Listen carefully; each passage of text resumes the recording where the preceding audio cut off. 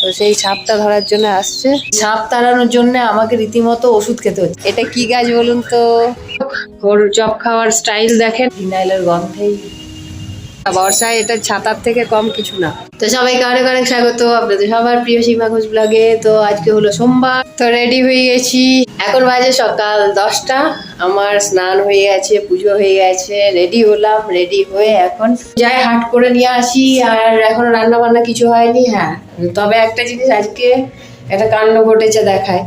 এই যে মিঠির জন্য রুটি ভাজা করে রেখেছি, কিন্তু ও স্কুল গেল না সকালে। মেয়ে আমার আজকে স্কুল গেল না, এত ডেকে ডেকে ডেকে ডেকে পারা গেল না। ওই রুটি ভাজা রইলো। ওর আসলে শরীরটাও ভালো নেই। আর এই স্কুলের ড্রেস কোথায় সমস্ত কিছু রেডি করে রেখেছে, রেখে আর স্কুল আর গেল না। সমস্ত রেডি, জুতো মোজা সব কিছু রেডি। ঘুম ওর ছাড়ছে না। তো মেয়ে ঘুমাচ্ছে, ঘুমাক, আমি তার মধ্যে হাট সেরে আসি। 10টা বাজে। আসলে ওর শরীরটাও ভালো নেই, তার মধ্যে শনিবার রাত্রেবেলায় প্রায় 2টো অবধি জেগেছে। রবিবার কালকে সারাদিন দুবার টিউশন থাকে, দুপুরেও ঘুমাতে পারেনি। এবার পরশু রাত্রের ঘুম কমপ্লিট হয়নি, 5.5 ঘন্টা ঘুমিয়েছে। কালকে সারাদিন প্রচুর ওর ধকল গেছে, ওই জন্যে ওর ঘুম ছাড়ছে না। তো যাই হোক, ঠিক আছে, একটা দিন রেস্ট করুক, আমি দৌড়ে হাটটা করে নিয়ে আসি। আর এত মারাত্মক গরম, ব্যবসা গরমে শুধু গড়গড় করে ঘামছি। আর এই সামনে এত সাপ বেরোচ্ছে বলে না, এই সামনে একটা ইট দিয়ে সুন্দর করে করাচ্ছি। ঠিক আছে, একদম সুন্দর হচ্ছে, খুব সুন্দর। তো এই জায়গাটা পরিষ্কার করালাম। এই যে ঘাস পরিষ্কার করার জন্য জঙ্গল হয়ে আছে, কি অবস্থা। এখন আর রোডের সাইডের ঘাসগুলো পরিষ্কার করার জন্য লোক আসে না, পুরো ঘাসে ভর্তি। ওই জন্য এখানটা ঠিক করে দিচ্ছি। আজকে আবারও সাপ বেরিয়েছে, সাপ দেখা গেছে। ওই জন্যে, কারণ না ঘরের সামনেটা আগে এত ঘাস হয়ে আছে, ঘাসের মধ্যে সাপ কোন দিক দিয়ে ঢুকবে বেরোবে কিছু বোঝা যাবে। তো ওই জন্য দরজা জানলা সমস্ত কিছু আজকে বন্ধ রেখে দিয়েছি। সাপটা বিশাল বড় সাপ। হাট থেকে অনেক আগে চলে এসেছি, তা অলরেডি ভাত বসিয়ে দিয়েছি। এবার রান্না বান্না করবো। এত ভ্যাপসা গরম যে ঘেমে নে এক এক কাণ্ড। দেখাই কি নিয়ে এলাম। এই এখানে আছে একটু আলু, পটল, গাজর, টমেটো, এই যে একটা তরমুজ নিয়েছি, কলা নিয়েছি, একটা মোচা নিয়েছি, আর আম, আর এখানে আছে ভেন্ডি, কাঁচা লঙ্কা, জিলাপি আর চপ। বহুদিন পর আজকে হাট থেকে জিলাপি আর চপ নিয়ে এলাম। আমি পেঁয়াজ রসুন খাওয়া ছেড়ে দিয়েছি, বাইরের খাবার আমি খাই না। ওই জন্য আমি আমার জন্য আনিনি, শুধু মিঠির জন্য নিয়ে এসেছি। একটা চপ আর একটা জিলাপিও খাবে। আর বাইরের খাবার খাওয়াটা যতটা পারা যায় অ্যাভয়েডই করি, মানে খাই না। অ্যাভয়েড করা মানে ওইটাই তো এখন প্র্যাকটিস করছি। তো practice makes man perfect. Practice করতে থাকি, কারণ গুরু দীক্ষা নিতে হলে কিছু কিছু নিয়ম পালন করে চলতে হবে। তো সেই নিয়মগুলো গুরুর বাণী হিসাব মতো চলার চেষ্টা করছি। অর্ধেকটা জীবন পার করে ফেলেছি মানুষের ইচ্ছা মতো চলে। এবার গুরু তো পরম ব্রহ্ম, তার হিসাব মতো বাকি জীবনটা চালাই যতদিন বেঁচে থাকি। তো রান্না করতে করতে আবার হঠাৎ বেরিয়ে এলাম, কারণ আমাদের বাগানে আবার বেরিয়েছে সাপ। মানে গতকাল বিকেলেও বেরিয়েছিল, আজকেও বেরিয়েছে। আমার লাড্ডুর ড্রেসগুলো এখানে রোদ্রে দিতে এসেছি, জামা কাপড়গুলো রোদ্রে মিলতে এসেছিলাম। তো এসেই শুনছি যে সাপ আজকেও খুব উদ্বাস্ত করে রেখেছে। আর আজকের যে সাপটা, সেটা আবার সাপ ধরার যে লোক, সেও অলরেডি পাড়ার থেকে কেউ ফোন করেছিল, সেই সাপের পিছন তাড়া করতে করতে আমাদের বাড়ি পর্যন্ত এসেছে। এসে জিজ্ঞাসা করে গেল যে কী সাপ। তো যাই হোক, উনি যে সাপটার পিছন পিছন এসছে সেটা ছিল সোনা তারা। তো আজকে আমাদের বাগানেও যেটা সাপ একটা বেরিয়েছে, যেটা সেই ঘর থেকে বেরোচ্ছে আর ঢুকছে, সেটাও হচ্ছে একদম মানে সুন্দর হলুদ রঙের, মানে ওটাকেই বলছে সোনা তারা সাপ, একদম সোনালি। তো সেই সাপটা ধরার জন্য আসছে। তো এখন আবার সেই সাপ দেখুক। আর এত বেশি সাপের উপদ্রব হয়েছে এবছর, জানি না কেন। এটা কি গাছ বলুন তো?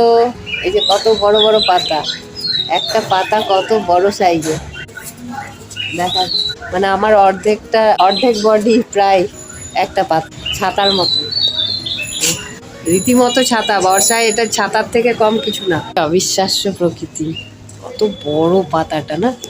তো চলো, আপাতত রান্না এখনো কমপ্লিট হয়নি, রান্নাটা কমপ্লিট করি। আর ম্যাডাম একটু আগেই ঘুম থেকে উঠলো, এবার তার স্নান, তার খাওয়া, দেখি গিয়ে কি করছে। আমার ঘরে সামনে নিয়ে বসে থাকেন, সর্বক্ষণ। এই যে কি টাইমে লাইটটা এলো। এই যে এখন এই রুটি ভাজা, জিলাপি আর চপটা কোথায় গেল? চপটা তোর জন্য আনা, পেঁয়াজ রসুন দেওয়া আমি খাবো না। ওটাই তো ভাবছি তুমি চপ কেন আনাছো, পেঁয়াজ আর রসুন তো থাকে। পেঁয়াজ রসুন দেওয়া বলে আমি মিষ্টি দোকানে চপে পাওয়া যায় না, কিন্তু ওই পারে আর যাইনি, রোডের ওই পার যেতে হবে বলে আর নিই। আলসি। আর রুটি ভাজা, কিসের জন্য রুটি ভেজেছিলাম রে আজকে? হ্যাঁ স্কুলের জন্য রুটি ভেজেছিলাম, সেই রুটি ও এখন ঘরে খাচ্ছে। কেন উঠিসনি কেন ঘুম থেকে? জানিস না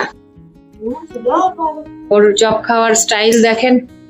যাক এখন একটু ঠান্ডা হলো, ঝোড়ো হাওয়ার মতন দিচ্ছে। তো বাজে বেলা এখন 3টে, আর বাইরের ওয়েদার টোটালি চেঞ্জ হয়ে গেছে। এত সুন্দর ওয়েদার করেছে, মানে সকাল থেকে এত বিচ্ছিরি ব্যবসা গরম ছিল, সেখানে এখন যে এত সুন্দর ওয়েদার করবে ভাবা যায়নি। তো বাইরের ওয়েদারটা এত সুন্দর করেছে বাবা, অনেক শান্তি হলো। ভালো থাক, নজর না লাগুক। বাবু আমার ঘরে এসি ফেসি নেই, ওই জন্য আমার মনে হয় বাইরের এই ওয়েদার এসি হলে আমার খুব শান্তি পায়। তবে একটা জিনিস, এই যে জানলা খুলতে ভয় লাগছে, কারণ যেহেতু সাপ বেরোচ্ছে এখন, ওই সাপের ভয়ে কি করা হয়েছে, বেঙ্গল কেমিক্যালসের ফিনাইল দেওয়া হয়েছে পুরো ঘরের এরিয়াটা, মানে যতটা এরিয়ায় বাড়িটা তৈরি ততটা এরিয়াতে পুরো বেঙ্গল কেমিক্যালসের ফিনাইল দেওয়া হয়েছে রীতিমতো। জানলা খুললে বাইরের থেকে শুধু ওই ফিনাইলের গন্ধ, আর আমার হচ্ছে গন্ধে অ্যালার্জি, খুব বাজে রকমের গন্ধে অ্যালার্জি। ওই সাপ তাড়ানোর জন্য আমাকে রীতিমতো ওষুধ খেতে হচ্ছে, মানে আমাকে ওষুধ খেয়ে কম্প্রোমাইজ করতে হচ্ছে, কারণ আমার গন্ধে অ্যালার্জি আছে। উগ্র কোনো গন্ধ হলে বা কোনো পারফিউমের গন্ধ, ধূপের গন্ধ, আমি তো ঠাকুরকে ধূপও দিতে পারি না, শুধুমাত্র এই গন্ধের অ্যালার্জির জন্য। ডাস্টের থেকে অ্যালার্জি হয়, কিছু খাবারের কিছু ইনগ্রিডিয়েন্ট আছে যেগুলো খেলে তার থেকে অ্যালার্জি হয়, তো ওই জন্যে অনেক কিছু মেনে চলতে হয়। গরমে জানলা বন্ধও রাখতে পারছি না, জানলা না খুলে থাকলে তো মানে অস্বস্তি একটা, এমনি শ্বাসকষ্ট। এই ফিনাইলের গন্ধে এখন এভরিডে একটা করে অ্যালার্জির ওষুধ খাওয়া, আর অ্যালার্জির ওষুধ খাওয়া মানে হচ্ছে ইমিউনিটি ড্রপ, ওটা হচ্ছে অ্যান্টিহিস্টামিন ট্যাবলেট। তো ওগুলো খেলে ইমিউনিটিটা অনেকখানি ড্রপ হয়, আর এত বেশি ঘুম পায় কিছু বলার নেই। তো ওই অ্যালার্জির ওষুধ খেতে হবে আজ থেকে, মানে অলরেডি সকালবেলা একটা খেলাম, যেহেতু আজ থেকে ফিনাইলটা দেওয়া শুরু হচ্ছে। আর চারিদিক একদম পুরো গন্ধে দম বন্ধ হয়ে যাওয়ার মতন অবস্থা, কিছু করার নেই, নিরুপায়। তো যাক, আজকের ব্লগ আর বেশি বড় করলাম না, ভালো লাগলে অবশ্যই লাইক শেয়ার আর সাবস্ক্রাইব করবেন। আবার দেখা হবে নেক্সট ব্লগে। ভালো থাকবেন, সুস্থ থাকবেন, টাটা। আপনারা তো ভালো থাকবেন, সুস্থ থাকবেন। আমি কি করে ভালো থাকবো আর সুস্থ থাকবো? ফিনাইলের গন্ধেই